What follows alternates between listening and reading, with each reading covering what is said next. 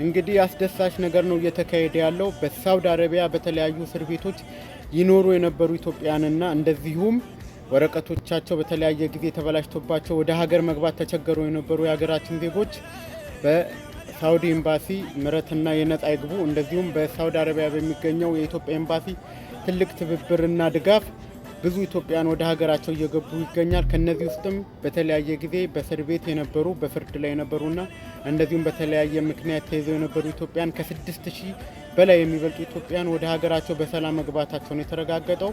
በዚህም ተያይዘው በቀጣይ የተለያዩ በረራዎች እንደሚካሄዱና ሌሎች በዚህ ችግር ውስጥ ያሉ ኢትዮጵያውያን በሰላም ወደ ሀገራቸው ሊገቡ የሚችልበት ሁኔታ እንዳለና በቀጣይ እንደሚቀጥል የተረጋገጠው። በዚህም ተያይዘው ብዙ እህቶቻችን ወንድሞቻችን ያለውን የምህረት አዋጅ ተጠቅመው በነጻ ያለ ቅጣት ወደ ሀገር እየገቡ መሆኑን ነው የተገለጸው።